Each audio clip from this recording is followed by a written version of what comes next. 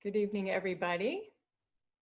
Good to see you all tonight. I'm just going to scroll through here and say hi to everybody. Hello, hello, hello. Welcome to our webinar for this evening. We are talking about forgiveness tonight, and I was going to do this kind of in the middle of our 7-step series because that's one of my favorite tools to use to help me forgive. And it's one that I use in my classes and in my practice a lot as well. But other things came up and were more important. So we are kind of readdressing forgiveness specifically tonight. So welcome, and I'm so glad you all are all here. And I'm going to share my screen and pull up the PowerPoint. As I begin tonight, I definitely reserve the right to finish this next week because there's a lot of information I'd like to share with you all tonight, and I may or may not get to everything, and I don't want to go too quickly. So forgiveness, we're going to talk about what it is not first, kind of dissect some misconceptions about it, and we're going to talk about what it is to help us redefine it. We're going to talk about the benefits of forgiveness and how to do it. So we will do that. Yes, for sure. Okay. All right. So first I want to ask, oops, let me go back. What does forgiveness mean to you? Because I know there are a lot of definitions of forgiveness, understandings of forgiveness. Like I said, I find myself a lot in my practice when people come to me and we determine that there's a forgiveness need there that will help them move forward, help them heal. We have to kind of redefine it because the concept of forgiveness has been around for a long time, and everybody comes at it with a different definition of it. So we're going to define it tonight, but I want to ask what it means to you. So feel free to share in the chat section what comes up for you when you think of forgiveness. And I had somebody commenting privately that this is a super important topic because of everything that's happening right now in our country, in our world, and just kind of the things that are happening right now. So what definition of forgiveness do you have? Nobody has a definition of forgiveness. Okay, I don't know if I believe that, but we will go ahead and move forward. So we're going to talk about what it isn't for sure. Okay, so what forgiveness is not. So these are some of the things that I hear a lot and have over the years heard a lot about forgiveness and had to kind of relearn myself. So forgiveness is not forgive and forget. We have amazing brains and souls and mind-body systems, and we are not designed to forget anything. If we were designed to forget, we would never learn anything, right? So forgiveness is definitely not about forgetting what happened. We are here to learn from all of our experiences, positive, negative, and in between, adapt how we need to adapt, and move forward. That's how we evolve as a species. That's how we learn and grow. So as we're going through this tonight, I'd like for you to think of someone or a situation that you need or would like to forgive. And what have you learned from, if it's a person, what have you learned from their behavior? What have you learned from the situation, if it's a situation? We can need to forgive situations as well, like something that's happening that we don't like. We don't want it to be happening, that we need to forgive as well. So what have you learned from that person or that situation? And how have you adjusted your behavior because of what you learned? And, I imagine you can think of an example where, think of kids playing in a playground. And if one kid is kind of known for, pushing other kids, then, well, it's one thing, hopefully the teacher will hold them accountable, and that isn't accepted in the environment. But also the child who's getting pushed is learning something about the child who's doing the pushing, right? The child who's getting pushed is learning, okay, this kid is really not safe for me to be around. And for whatever reasons, we can have all the compassion we want to for whatever his home life looks like or her home life looks like, but the kid's still pushing. So the child who's getting pushed is going to learn and adapt to that behavior and just not be around that child. You know, that's one way to respond anyway. All right, so we learn and we grow. Forgiveness is not pretending like something never happened and just start over. Forgiveness is not a reset button where everything is wiped clear and we forget about everything and move forward. Turn the other cheek is another way of this being defined, like pretending that it never happened and starting over. But unless someone made a genuine mistake and apologizes and is trying to learn from it and change their behavior from a conscientious point of view, pretending like something never happened denies our own experience, which interferes with our learning and adapting. And I would add to that too, it interferes with our healing. We can't heal from something if we're denying that it happened, which I'll talk a little bit more about next as well. And sometimes somebody is continuing the bad behavior. So if the kid on the playground doesn't stop pushing, then, you know, it makes it a little bit hard to pretend like that's not happening because they're still doing it, you know. So we need to be able to discern somebody's behavior. And I tell people a lot that, you know, this is strange coming from a therapist, but if you are going to trust somebody, trust yourself, trust your own sense of what feels right and what doesn't feel right, more than you're trusting other human beings. And not because we should go around not trusting, but because we should have a basic expectation of civil human behavior. But more than that needs to be earned, and people do that just by being themselves, right? And then as we watch other people, we learn if that is somebody we want to be around or not be around. I have a video out on YouTube, out there somewhere, about the difference between discernment and judgment. So essentially, by definition in the dictionary, they mean the same things, but I like to differentiate them so that we understand what it is that we're doing when we're learning about something that we're experiencing. Judgment is when we put a value on what's happening, you know. So I cannot like bacon, but I'm judging if I say everybody who eats bacon is disgusting. Okay, I don't totally believe that. I'm just kidding. No, but discernment is, I don't like the way bacon feels to me. Therefore, I choose not to eat bacon. So sorry, I hope I'm not offending any bacon eaters out there with my silly example, but you see the difference. One has a value judgment on it and a condemnation, a sense of condemnation of another human being. And the other is just clarifying what one's own value. This is not, eating bacon is not my value, but it's okay that it's somebody else's value. So when we're looking at other people's behavior, we have to have that sense of discernment without leaking over into the value judgments around another human being. But we determine that for ourselves, and we have to listen and trust ourselves the most.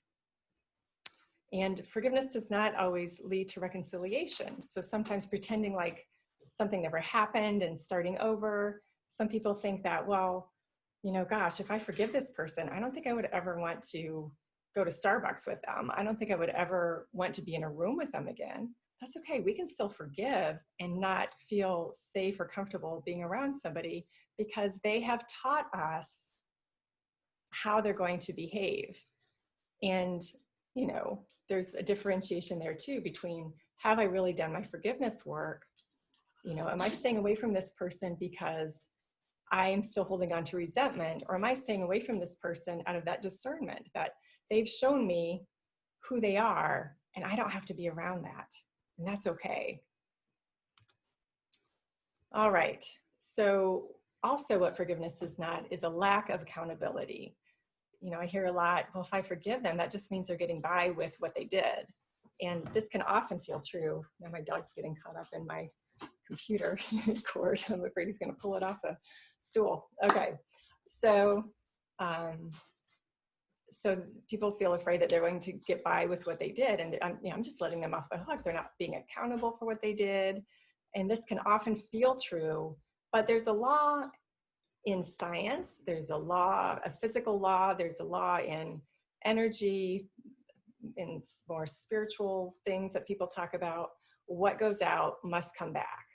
It's just a law of the universe at every level of our physical reality. And so sometimes that's out there called, karma, and well, karma will get them. What comes around goes around. And while that's true, if we're using it as a curse towards somebody else, that's a really good sign that our forgiveness work is not done, because that is not what that's about. That's just a sense of universal accountability that is not our problem when it comes to another person. What is up to us is our own accountability to ourselves. Am I okay with me? Am I okay with my behavior? Am I okay with how I showed up in the situation that happened?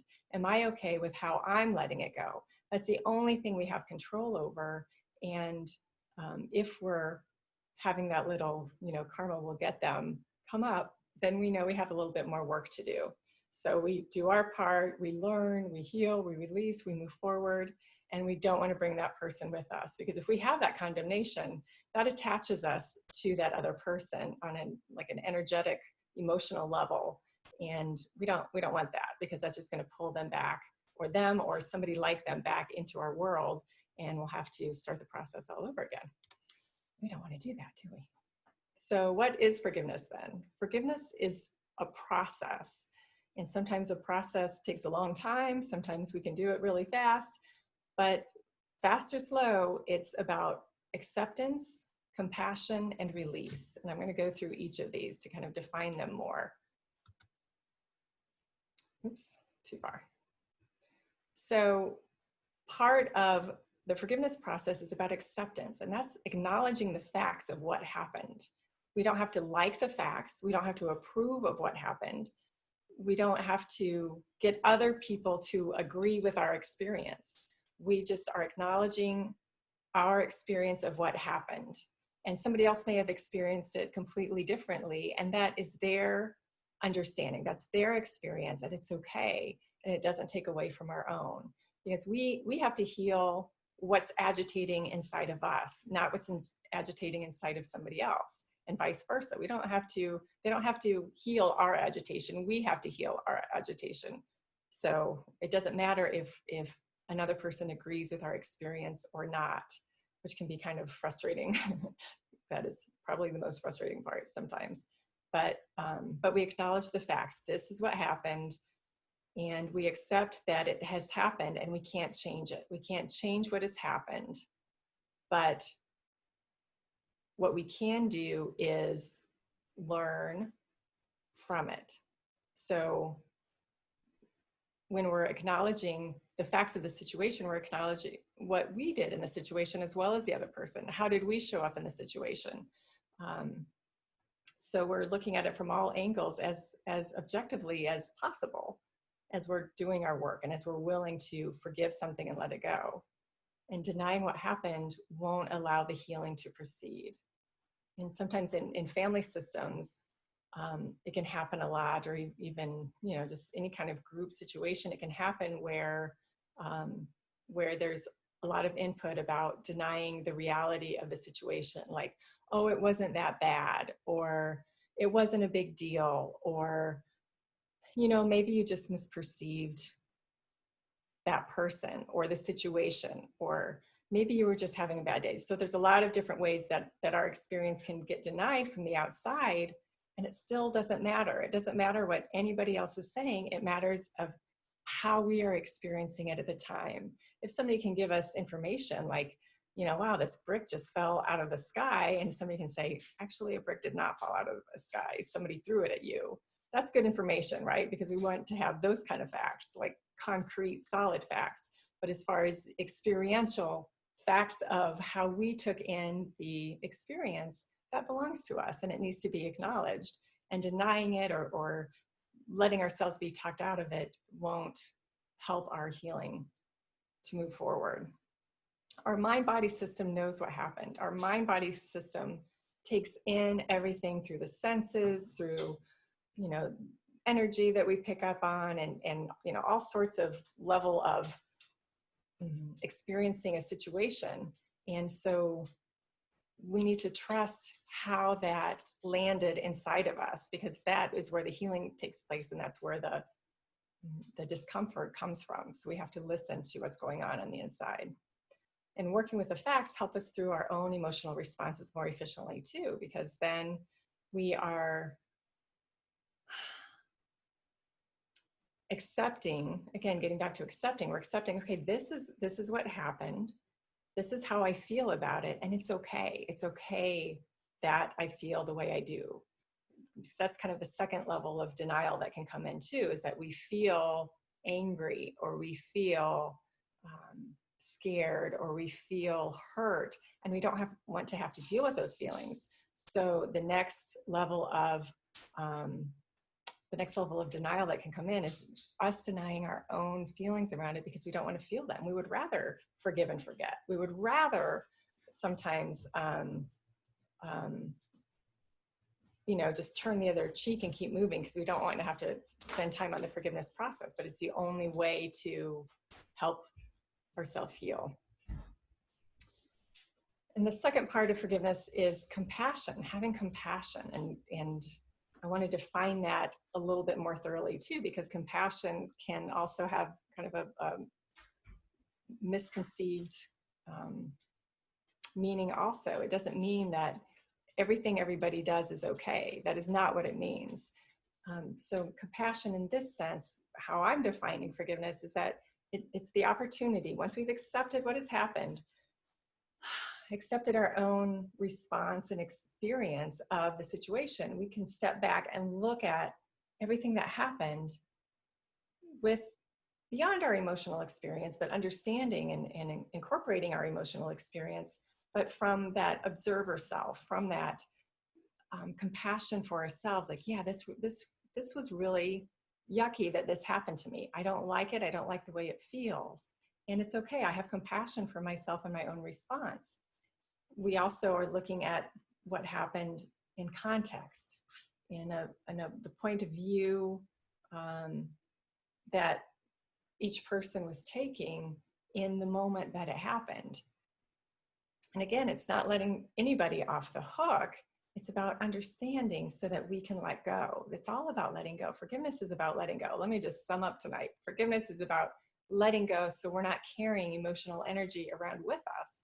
So whatever we can do to look at a situation from a more objective standpoint, that's going to help us let go.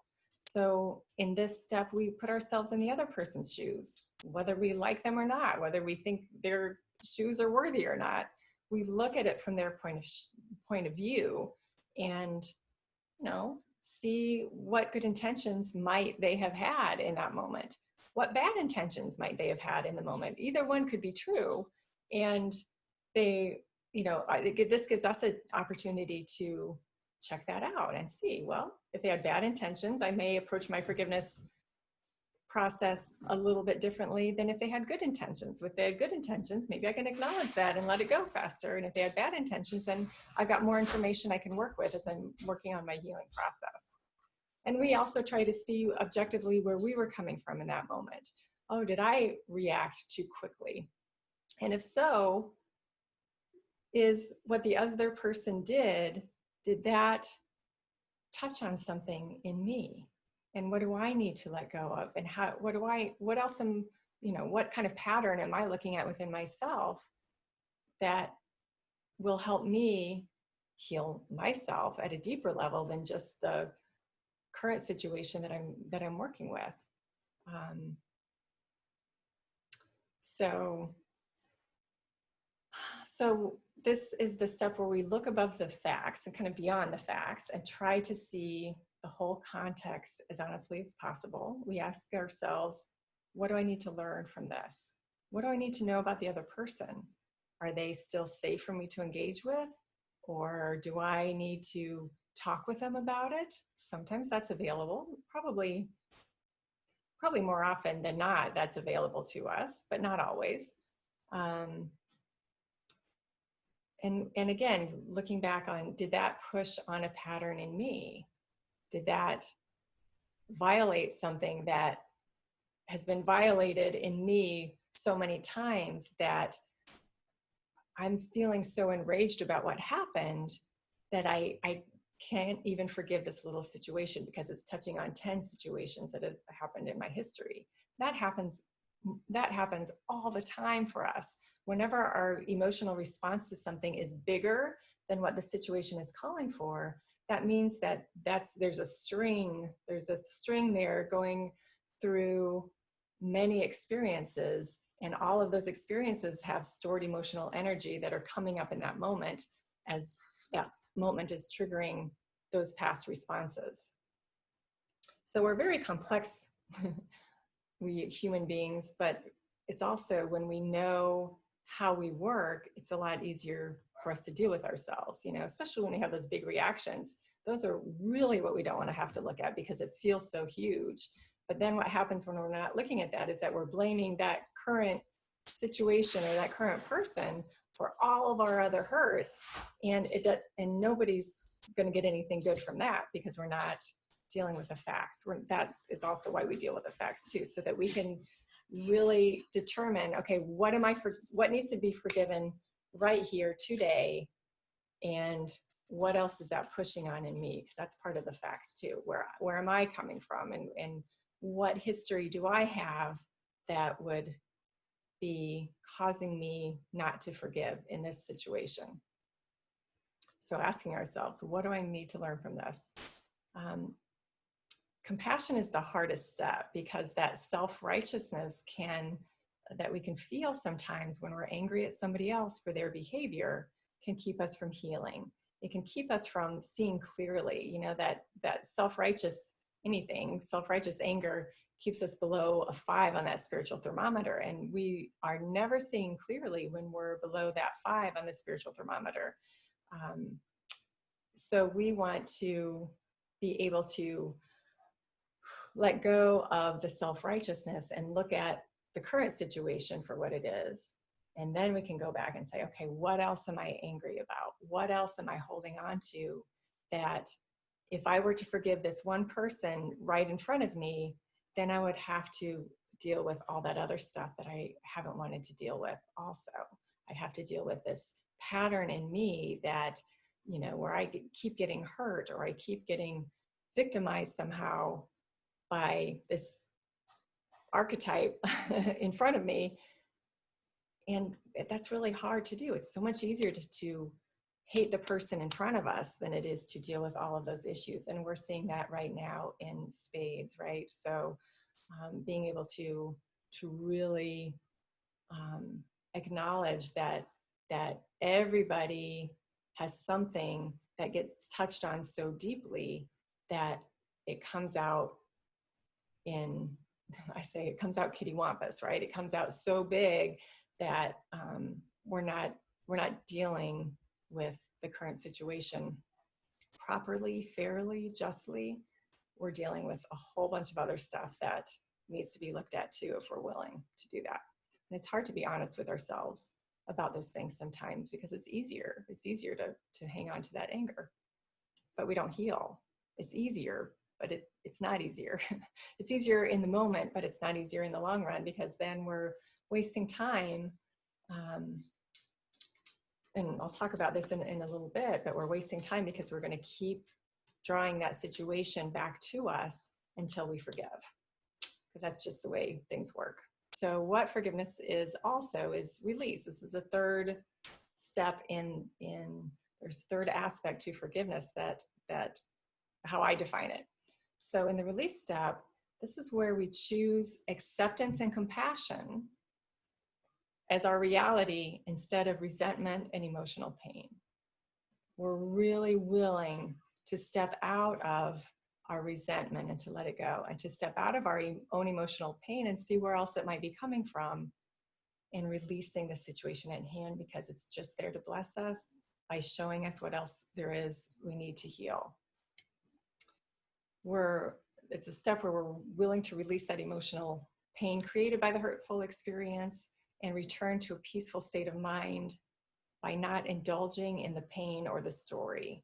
You know, so often forgiveness comes in waves, right? Our forgiveness work comes in waves. So for one situation, we may just feel so much anger and then be able to make peace with it. And then the next wave of anger comes up and we feel all the same feelings all over again. It feels like, oh my gosh, I just forgave and now it's not. But it isn't that we didn't forgive the first time. It's that, okay, here's the next wave coming up.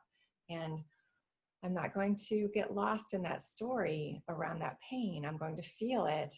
I'm going to acknowledge it. I'm going to accept that it's there, and then just keep working with it. Like, I know, can you say to yourself sometimes, I know this hurts. I know, like you would to a child or to a friend, you know, I know this hurts so much. You're doing great. You got to keep working with it. You got to keep moving with it, but it's okay. And so the release part is that even more conscious action step, that when that hurt gets pushed on, or when that next wave comes up, we can remind ourselves, yes, okay, there it is. I'm letting this go. I'm letting this go. I'm letting this go. If we think about physical bruises, when we bump our leg into the side of the table or the corner of the table and we get a bruise there, it's a reminder of what happened, right? It's a pain. It's a physical pain reminding us what happened. And every time we bump that bruise, it reminds us, oh my gosh, yeah, that's where I hit my leg on the corner of the table. And, you know, we don't get mad about it. We just remember, oh yeah, that's where that pain was. And then our bodies are taking over in the meantime to heal it from within and to dissolve the old tissue and blood cells and to restore everything back to its full health. So on a physical level, our bodies do that and we don't have to think about it. Our bodies are just going to heal those bruises. Yeah, we can put some arnica on it or something to help along the process, but our bodies are going to heal it no matter what. But emotional bruises need our cooperation. Emotional pain needs our conscious participation in order to let it go. So it's really an action step to forgive, to release. Like, I am willing to let this go. I am willing to let this go. And a lot of times, you know, because we're physical survival beings, we are designed to survive. We're designed physically to stay away from pain and to protect ourselves from pain. Then when somebody hurts us emotionally, our brains experience that just like hitting our leg again, the corner of the table. It's like, it's pain and I need to stay away from that table. It's pain, I need to stay away from that person. It's pain, I need to stay away from that situation. And sometimes we do need to stay away from the table or the person or the situation, but not always. But our brains can't see the difference. So we need help in letting our brains know, yes, I need to stay away from the corner of the table when I'm not paying attention and I'm moving very quickly because that hurts. That's a good idea. I need to stay away from that person because they're still pushing people on the playground and they're displaying loud and clear that they are not safe to be around, at least not for me. So we can help our brains discern, you know, yes, these are the things I need to stay away from, but everything else is okay. Otherwise, we just build anxiety and feel like we need to stay away from everything. You know, we kind of are able to do that intelligently, I want to say naturally anyway, where, you know, yeah, we do intuitively and instinctively learn who is safe for us and who isn't. But some of those deeper things take a little bit more processing and a little bit more dissecting of our own understanding and our own past experience. But what we're doing in the release step is saying, I am taking a step in faith in myself, faith in my own wisdom from learning, safe in my own sense of spiritual safety, if you will, as well. I will be safe. I will not allow myself to go through this again. I can be in the same room with that person, and I know I will keep myself safe. I know they can't hurt me again. I know they have taught me what I need to know, and I am fine. I will be taking care of myself. I'm okay. So we can teach ourselves that. The acceptance and compassion steps have to come first. So feel free to jump in with any questions if anybody has any. So why should we forgive? So there I go again, doing it too fast. So we know a lot about the physical benefits of the health benefits of forgiveness. It reduces cortisol, stress in the body, which reduces inflammation and strengthens the immune system, which is really good for all of us right now. So while you're staying at home, and if you have a little extra time, pull out your journal and work on some forgiveness, because that'll strengthen your immune system. And it lowers blood pressure, it reduces anxiety and anger reactions, which keeps the blood pressure at a healthy rate. And forgiveness reduces emotional pain and re-traumatization of experience. So if we can forgive the kid on the playground, then when we're adults and we've got that kid on the playground archetype in our work situation, if we've forgiven the kid on the playground, we're going to react and respond a lot differently to the playground bully in our work environment, because we've already taught ourselves we're okay and we're safe and we're not going to let anybody do that to us again. Doesn't mean we confront them. It just, we can. It may mean we confront them, but it also may mean that we just steer clear of them. It's like, oh yeah, I know that personality type. I just don't do well with that. I just stay away from that. And so, but what forgiveness allows us to do is to be able to discern and intuit in the moment.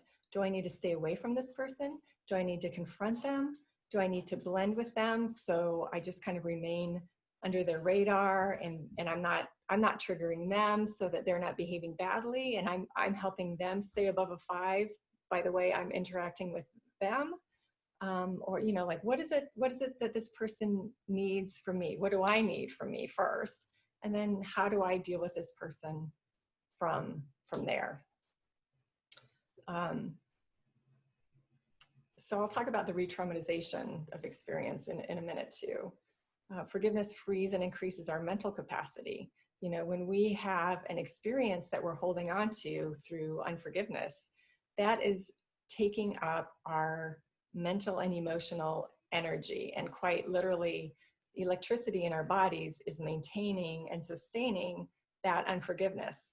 So whether it's got anger in there or fear or hurt, resentment, probably a combination of all of those are being maintained and sustained electrically in the nervous system, in our energy bodies.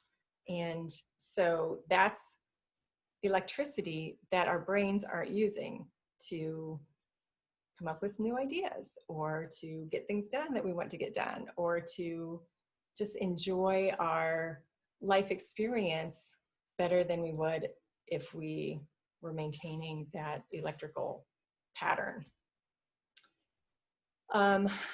So forgiveness ends the cycle of repeating the pattern or dynamic. So we've talked about that a little bit. So this is really important. So we are wired for healing as human beings, as spiritual beings. We are wired for healing. Our mind-body system will always be pushing us to heal. It's always pushing for the state of peace, even more strongly, although more quietly, but more strongly than it pushes for protection. So if we think of the Ptsd response, so that stands for post-traumatic stress dynamic, which if we think of like somebody who went to war, right, and fought in a battle and saw lots of death and heard lots of guns and bombs and things going off, and then they go back home and they hear a train coming and they dive under the table because they think that train is a plane coming over to bomb the area, because that's what their mind-body system is telling us. That is what we call PTSD. So it's the mind-body system response to danger that's been experienced in order to protect the system. So that soldier who's come home dives under the table to protect themselves from the imaginary plane, and that they think is going to drop a bomb because that's what they experienced before, and that's what their brains are telling them that reminds them of. And so it's a very fast reaction, and it comes up to protect. So so that's kind of an extreme example, right? If we have any experience where we have felt hurt, our mind-body system does the same thing. It remembers that, and it wires in place the memory of that, and in order to protect us. And when we can process that through, we still have the memory, but we're releasing the emotional and electrical response to that experience. So for that soldier, let's go back to the soldier. When that soldier, what that mind-body system of that soldier is doing is trying to protect itself from death, but it's also wanting to make peace with the reality, because there's another part of the brain body system of that soldier that is also saying, but I'm not on the battlefield anymore. But it takes a while for the brain to adjust to that, right? So that response will keep coming up until it gets processed through and is able to release it and have that state of peace, have that state of above a 5 on that spiritual thermometer, and move forward and be able to engage in the world. There's a book, I don't remember the author off the top of my head, but it's called Zebras Don't Get Ulcers. And it's, to summarize it, when a zebra is in the wild and gets split apart from its herd and a cheetah comes chasing after it, but somehow the zebra manages to get away because they're fast. What that zebra will do is it will go off by itself, and its body will shake, and it will shake, and it will shake. And what it's doing is it's shaking the trauma out that it just experienced. It's shaking all the lactic acid. It's shaking out the adrenaline and the cortisol from running and for its life and trying to protect itself. And then once that shaking is done, it gets up and it goes back to its herd, and it's done. We don't allow ourselves time to do that. We as human beings, we think, oh, well, just forgive and forget and move on and pull yourself up by your bootstraps. And we don't give ourselves that time to process things. So what happens is that our mind-body system will keep pushing up this response until we heal, and we can do it consciously, and it goes a heck of a lot faster and more efficient than if we're trying to just like forgive and forget. Maybe that will over time help us, but it'll be a long time rather than like, okay, let me just grab hold of this, shake it all out, and accept what I need to accept and move forward. Because we have our prefrontal cortex and our human rationality that we have to engage in that process that the zebra doesn't. The zebra doesn't have to think about, gosh, does that cheetah not like me? Is that why they did that? Where were they coming from? What did their childhood look like? They don't think about all those things. It's we who think about those things. So we have to involve our cognitive minds in the process, as well as listening to our bodies and our emotions and acknowledging all of that. And so because that's how we're wired, for us to be in a state of peace, those situations that are unresolved will keep coming up and keep coming into our lives until they heal. And we're going to have that filter. We're going to have those sunglasses on, those filter glasses, if you will, that will look at things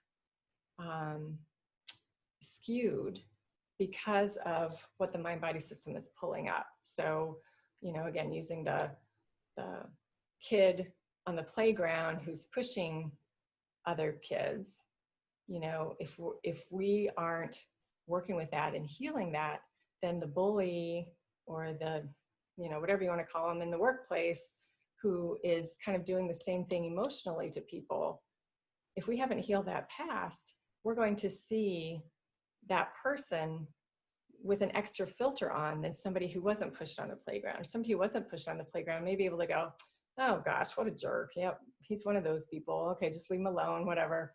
But the person who was pushed on the playground, if that's unresolved, they're going to feel that way more deeply than the person who didn't. So you see how those unresolved pieces can be so sensitive and get in the way of where we're coming from today. And learning, healing, and growing is so much more important than holding on to bitterness and vengeance and anger. All right, I'm gonna check on the chat here.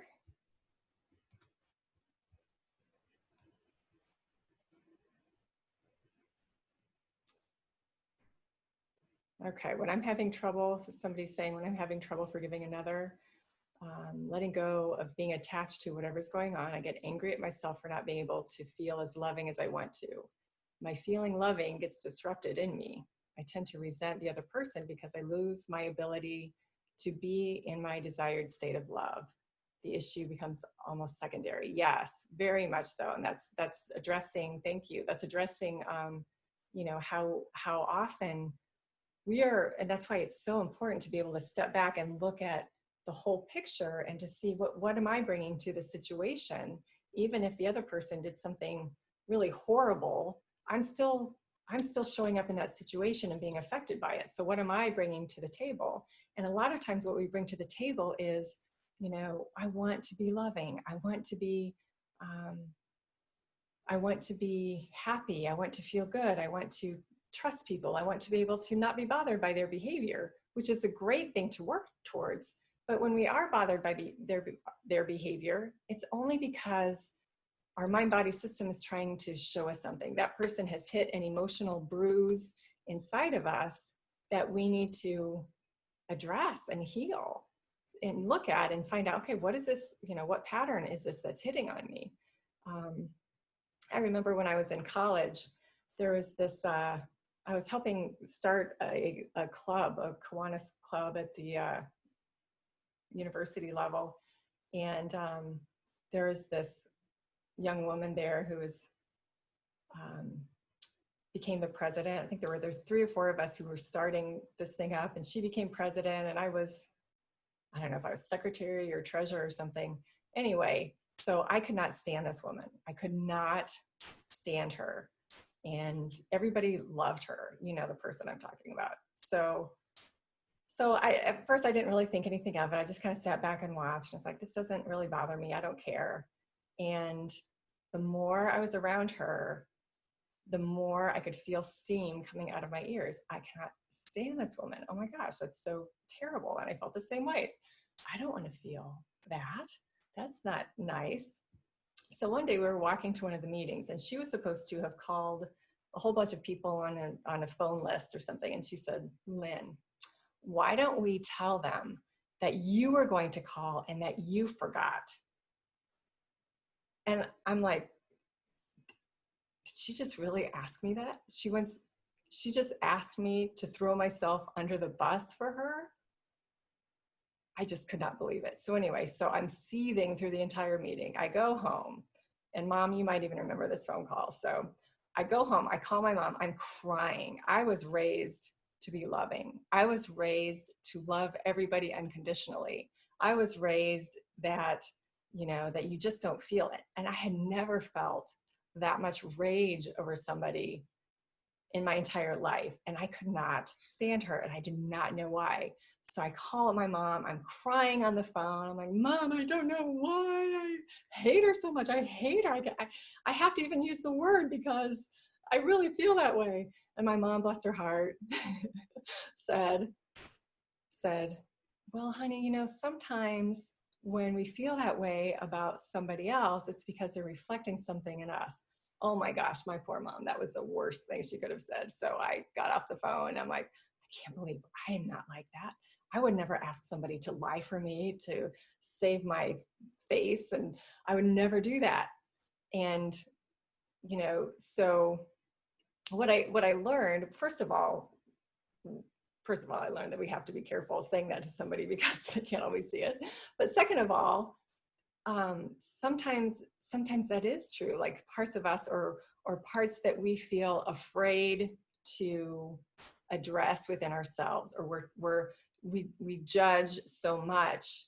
You know, she represents in me, or she represented to me somebody who just needs attention all the time, and I can't stand people like that. Like I really have, like, I don't mind that they exist. I just don't want to be around them. And then when I have to be around them, it drives me crazy.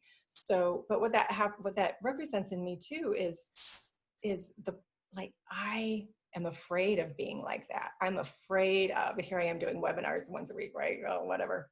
But I'm afraid of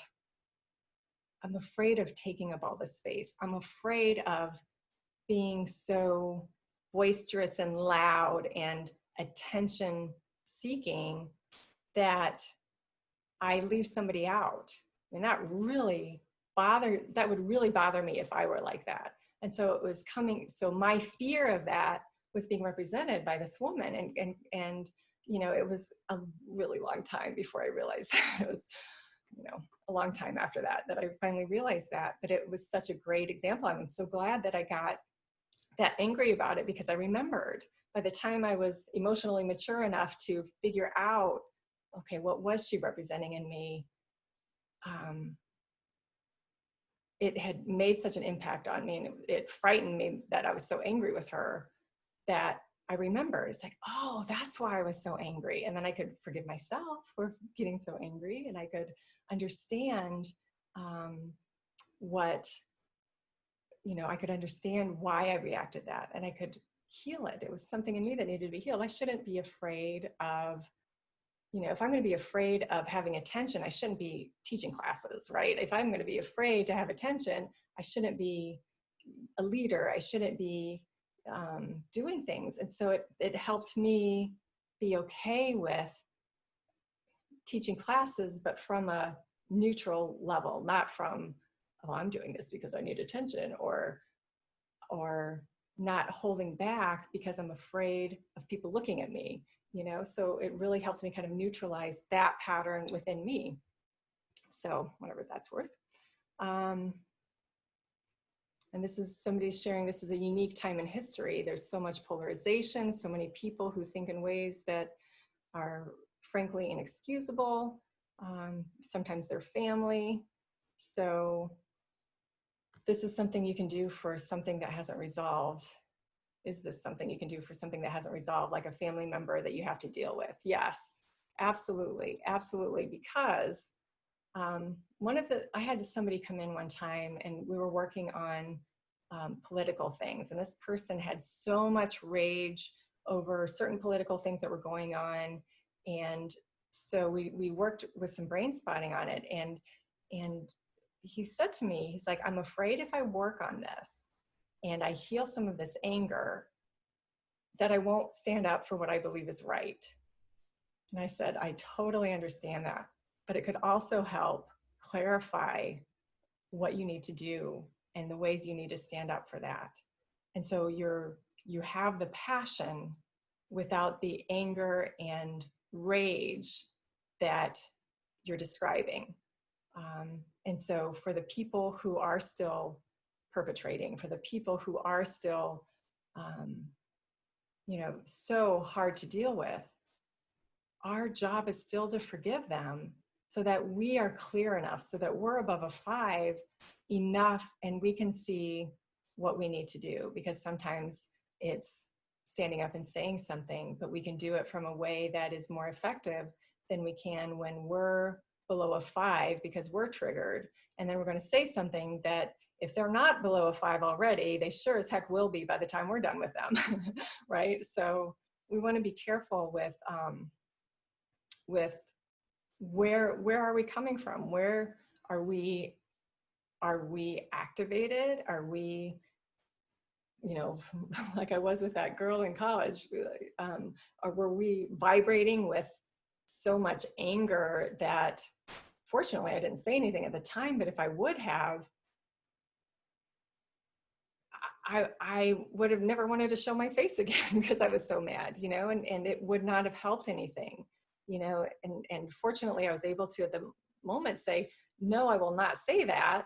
And then, you know, my thing was kind of just, I'm just going to shut down now and not say anything for, you know, and then deal with it later.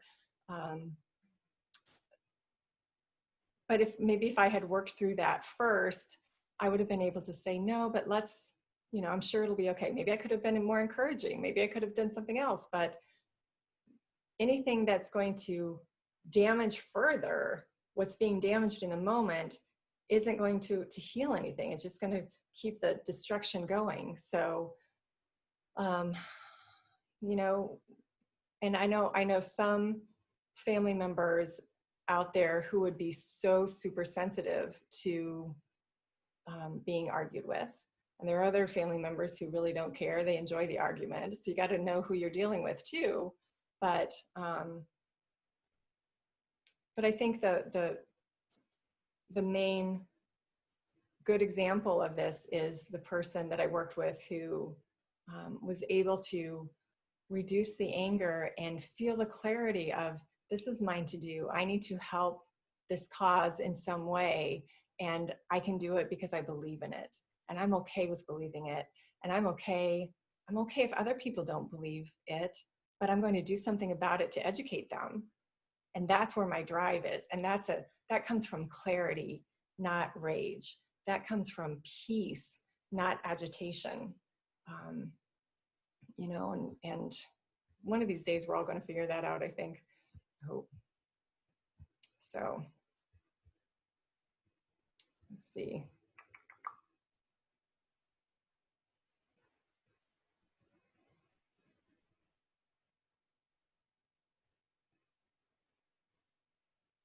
Yeah. So, yeah, so to address what's happening now, again, I don't want to get into politics too much because I would like to leave room for people who have a different perception, although I imagine anybody who's watching this is pretty much on the same page. But when there are things that are going on that are not right, like we've seen this week, so many things. It's like we've seen, you know, since the beginning of time.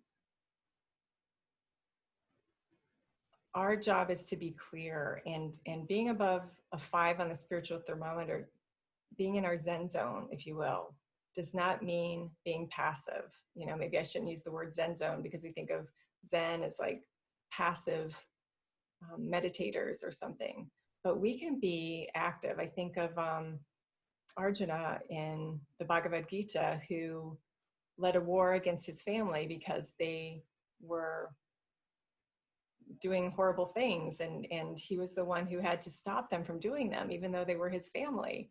And what Krishna told him is that, hey, they are creating so much bad karma for themselves that the only compassionate thing to do would be to take them down, you know. And I think that's something that we can keep in mind when we have to stand up for what's right in a sense of justice and humanity. You know, to have that that sense of going to war, so to speak, and that's not a call for violence, by the way, but standing up for what is right and what is is just as above a 5 if we're doing it from that clear space rather than the agitation. And that is simply the best measuring stick of when it's right to stand up and when it's not. Am I coming from clarity? Am I Or am I coming from agitation? And I wouldn't even say anger, I would say rage, which is a little, this is semantics, but it's more destructive anger, rage is, versus anger. We can be angry about something. There's lots of examples of spiritual leaders being angry and doing something out of just anger, just meaning fair and right and humane anger. I think that's very important to have in the world and in our experience of everything that shows up in our world sometimes. So I hope that is helpful. All right. So how do we forgive? And this is where I might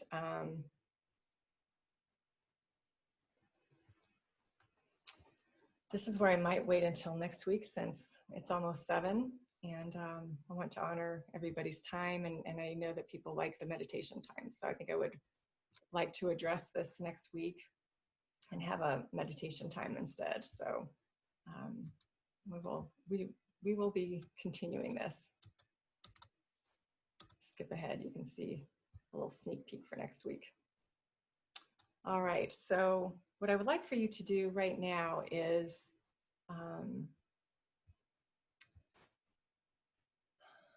think of someone or something, some situation that you need to forgive or that you would like to forgive, and just kind of bring it to mind right now.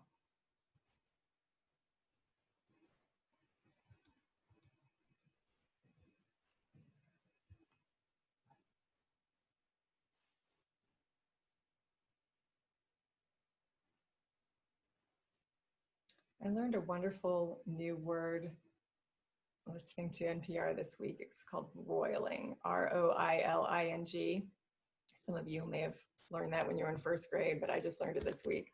And it's just, I thought it was a wonderful word for things getting stirred up. Like you'd put a stick in a puddle that's on the side of the road after rain, and the puddle is clear, and you take a stick and you just stir it up, and everything kind of gets all cloudy and muddy. And I just think that's a wonderful, wonderful metaphor for our healing sometimes. We have to stir it up, like things in our world are getting roiled right now. And it's necessary, it's important, because if not, things would stay stagnant, and nothing stays stagnant, ever. It just isn't part of our physical nature. It's not part of our physical experience or existence in this world for things to stay stagnant. And if they do, that's usually because they're dead and they're not going anywhere. So we want these things to be roiled so that we can see what we need to see and heal what we need to heal. So tonight we're going to do a little bit of roiling within ourselves and bring to the surface, and this conscious, willing way to see what do I need to forgive? Who do I need to forgive?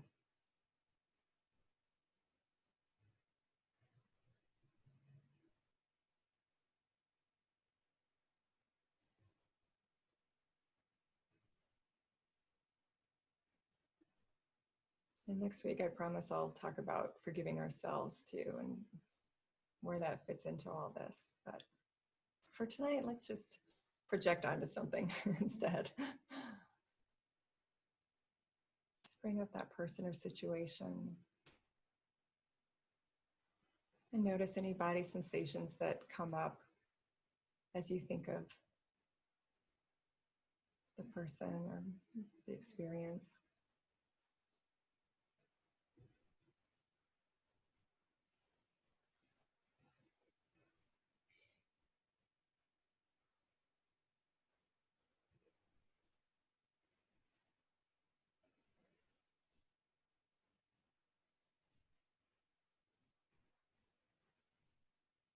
And I invite you to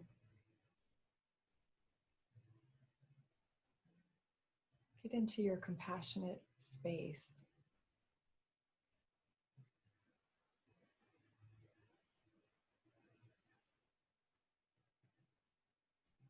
Sometimes when I do this and I'm thinking of something I need to forgive, I will hold out my hands. I will cup my hands in front of my heart and hold the person or hold the situation in my hands at the level of my heart so that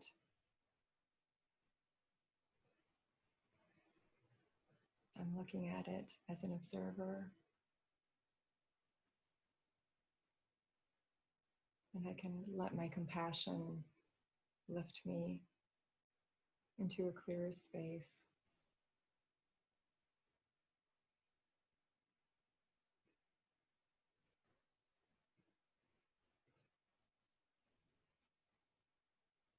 And think for a moment how much went into that experience. You have yourself and your history. You have the person or people involved and their history that we know not of.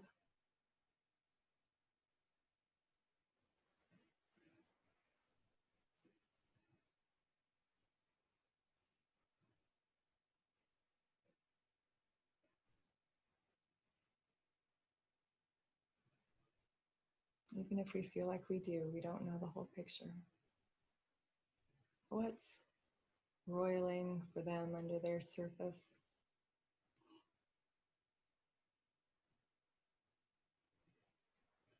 But we can see what's roiling within us, and that's all that matters. It's all we can do anything about. So notice your body sensations with compassion and understanding.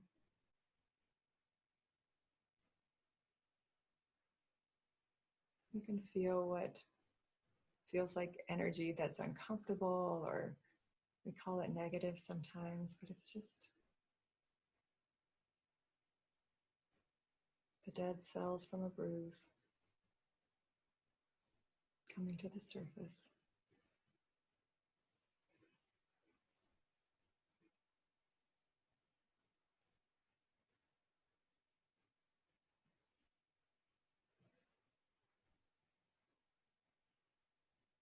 And notice in the center of your heart your own safety. You are safe, you are whole, right there in your center.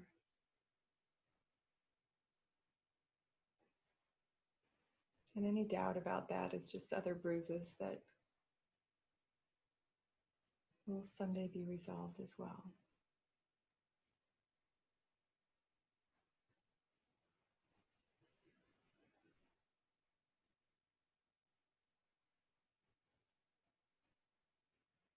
So we walk through acceptance of the facts. What has happened, and there's nothing we can do to change it. We feel what we feel, and it's okay. All those feelings.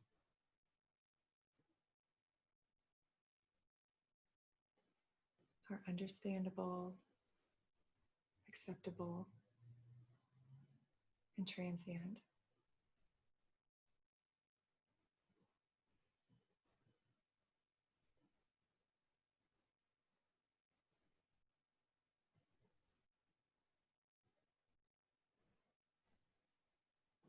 What am I learning from this person or situation?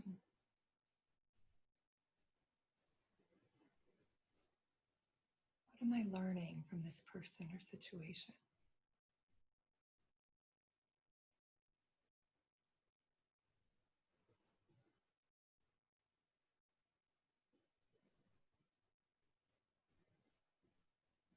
Just notice what comes up.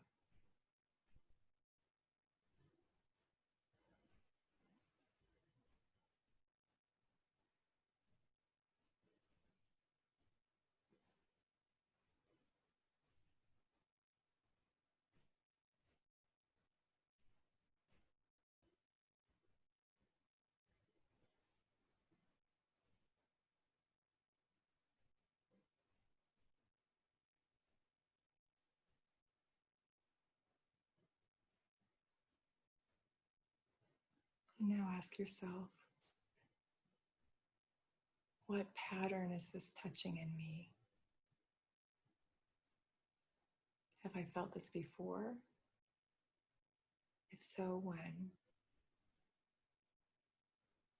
Do I feel this a lot? What is that pattern?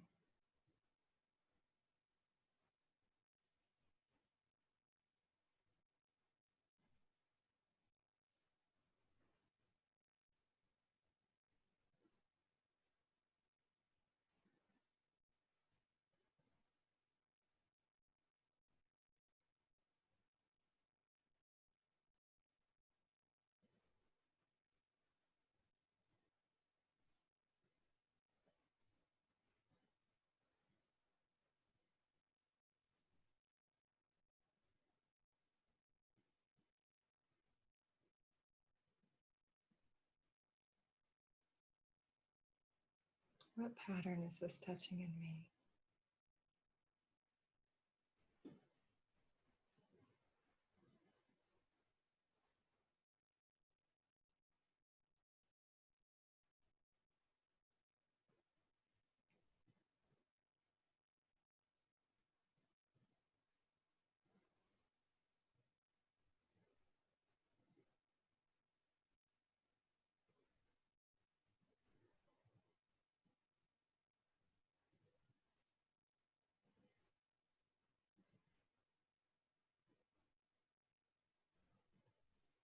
If you find yourself in the situation, in the scenario you're holding, pointing at that other person or that situation, saying, yeah, but look what they did.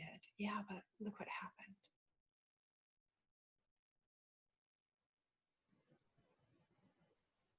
Just notice that from that compassion. Say, yeah, that's true too.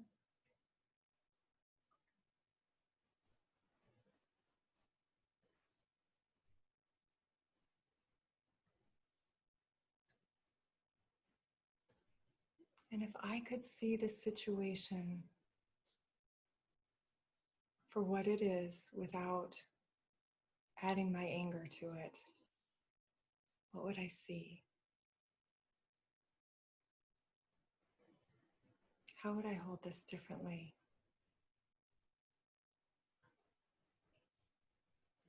How would I hold it the same, but with clarity and peace?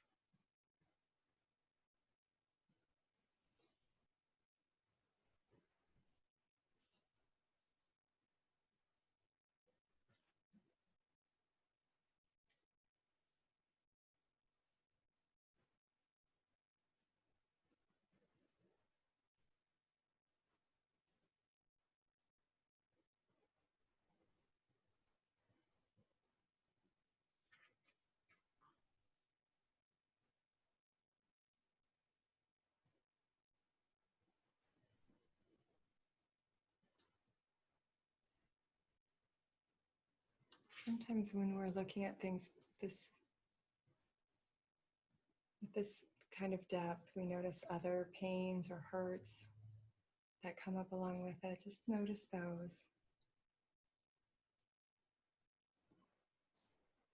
See them as little lights coming up, healing opportunities.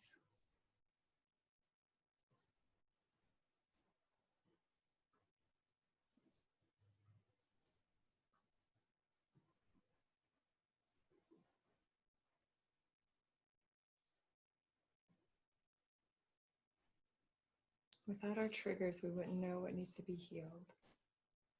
We wouldn't know what direction to look. We wouldn't know what action to take, within or without. We are wired to heal. We are driven to heal.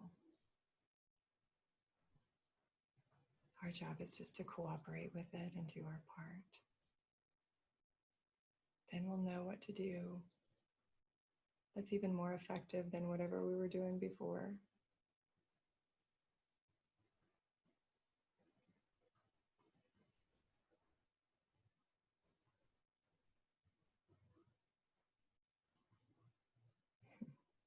And in the words of the great mystic Kenny Rogers, we will know when to hold them, we'll know when to fold them, know when to walk away, and know when to run. And whatever that moment calls for will be the right action to take.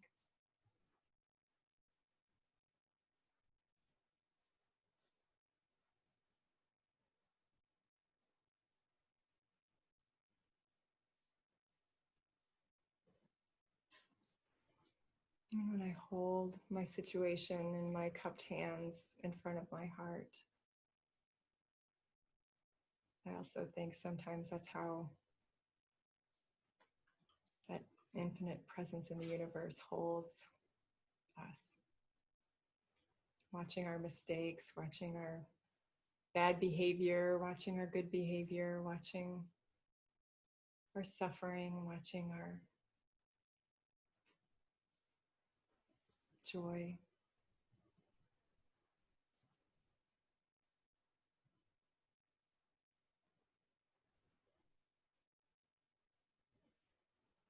Shining infinite love no matter what.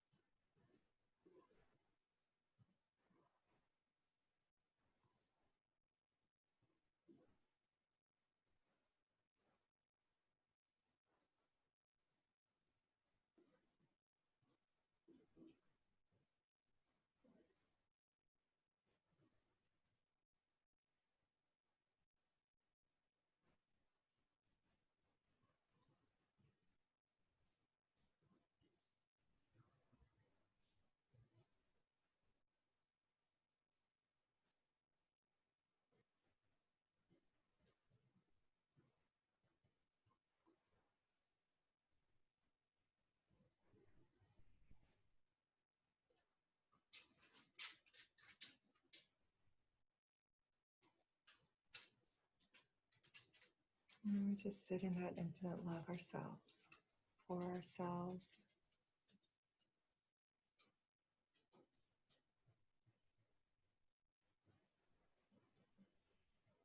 For all of humanity.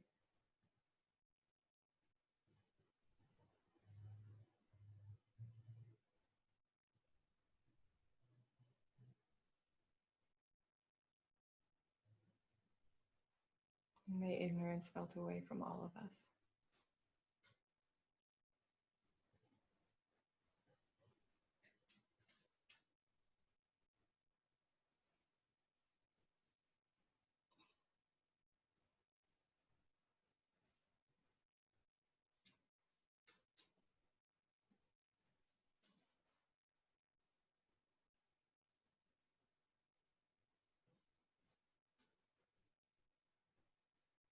I invite you now to take a deep breath and just breathe in that infinite love. And breathe it out into your hands, your situation, your person to forgive. Just breathe it into them.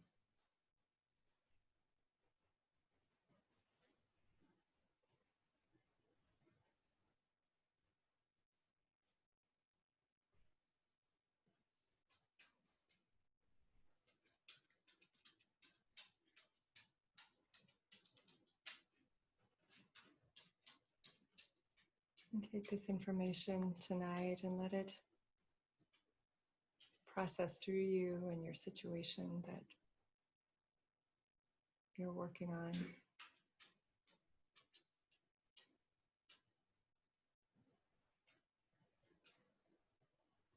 Write down what came up for you, your thoughts, feelings, body sensations around the situation. Write down the facts.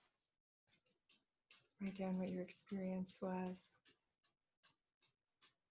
Just hold it with compassion this week, and we will continue next week. I invite you to take another deep breath. or 2 or 3. Open your eyes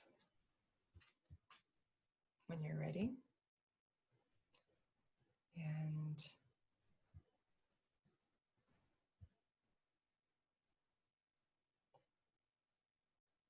I will look forward to seeing you all next week. Take care. Bye-bye.